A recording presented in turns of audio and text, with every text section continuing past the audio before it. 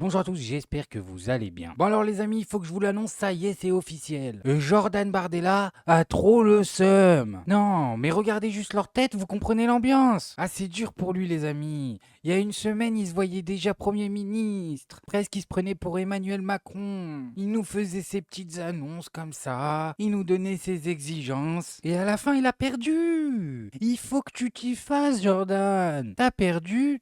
T'as perdu. Vous êtes les visages de cette victoire, vous êtes en cela un motif de fierté pour des millions de Français, mais vous êtes aussi les artisans de l'alternance qui viendra demain. Ce socle n'est pas une fin en soi, 10 millions de Français. C'est le Mais tu peux nous raconter ce que tu veux, Jordan. Tu peux t'amuser à transformer une défaite en victoire. Mais sache une chose. Nous, on le sait. T'as perdu. Personne te croit. début de la prochaine campagne, et la vraie grande campagne, elle commence maintenant en réalité. Il est évident que le calendrier électoral sous sa forme actuelle pourrait difficilement ne pas être revu avant la prochaine élection présidentielle. Il est donc parfaitement probable que l'exercice auquel nous avons été soumis pendant ces 3 semaines d'un retour aux urnes soit de nouveau envisagé. Je vois pas comment est-ce qu'on peut tenir dans un... Mais qu'est-ce qu'il nous raconte, Jojo, là? T'es en train de nous expliquer que tu veux une autre dissolution? Mais aïe, t'as pété un plomb, toi. T'as cru qu'en fait, on allait dissoudre l'Assemblée toutes les 2 semaines. Et en plus, tu nous parlais pas de victoire il y a 2 secondes. Pourquoi tu veux la dissolution si vous avez gagné? C'est que tu le sais. T'as perdu, Jojo. envisagé. Je vois pas comment est-ce qu'on peut tenir dans un gouvernement avec Monsieur Bompard, Monsieur Boyard, Monsieur Arnaud qui est fiché S. Ouais bah le dernier, la boîte fichée S, t'as cité que des noms plus compétents que toi. En même temps, vous me direz, c'est pas difficile. Et le centre droit, enfin tout ça m'apparaît quand même extrêmement baroque. Je vois pas sur quel point politique de fond ils pourraient réussir à se mettre d'accord. Et là où la responsabilité d'Emmanuel Macron est très lourde, c'est qu'il a livré le pays aux mains de l'extrême gauche, qui est aujourd'hui aux portes du pouvoir. Non mais faut arrêter là. Déjà LFI ce n'est pas l'extrême gauche, c'est factuellement faux. La question elle a été tranchée. C'est pas moi qui invente, c'est les plus hautes instances qui l'ont dit. Mais en plus de ça, cette bande de guignols, cette bande de marionnettes, maintenant ils englobent tout le nouveau Front Populaire dans l'extrême gauche. Voilà, comme ça on se casse plus la tête. Mais arrêtez, vous êtes en train de délirer. Extrêmement dangereux. On a vu que la première ambition et le premier souhait du nouveau Front Populaire, c'était d'abroger la circulaire qui interdit le port de l'abaya à l'école.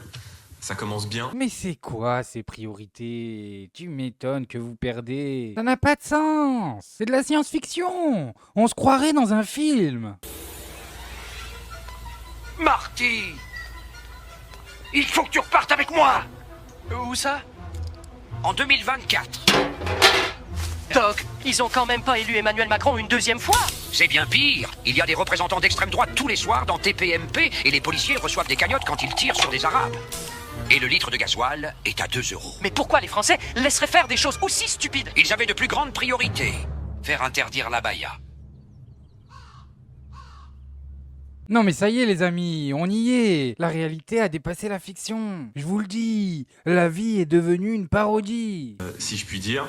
Donc je pense que tout ça ne va pas tenir, que tout ça est un attelage extrêmement baroque, contre nature, déshonorant pour l'un comme pour l'autre, et que le mouvement qui nous porte va continuer de prospérer dans le pays. Ouais, le mouvement qui vous porte va continuer de prospérer, tu m'étonnes. C'est Bolloré qui vous porte. En 2012, ils avaient 2 députés à l'Assemblée. Bolloré il se pointe, il fait son petit tour de magie, abracadabra, ils sont 143. Non mais vous vous rendez compte comment ça a bien fonctionné? En 12 ans, ils se sont multipliés, comme des gremlins. Pourtant, on nous avait prévenus. Faut pas les nourrir après minuit et faut pas les mouiller. Eh ben non, nous on en fait qu'à notre tête. Et pendant ce temps-là, sur BFM TV, Gérard Larcher dit non. Bah, il dit non à quoi? Il dit non, c'est tout. Pourquoi tu poses des questions? C'est au président de la République Oui, enfin, pardon, de mais si vous choisir. si vous dites Raymond Barre ou Jean Castex Non, au mais- nouveau Front Populaire, je suis pas sûr qu'ils vont Non mais attendez, estimer que c'est le vraiment nouveau la Front réponse. Populaire, si le président de la République fait ce choix, je suis clair, je combattrai ce choix et je demanderai à ce que le gouvernement soit censuré. Donc ça, c'est clair. Si, alors attendez, je vais Mais oui, repréciser ce que vous voulez que je dites. répète?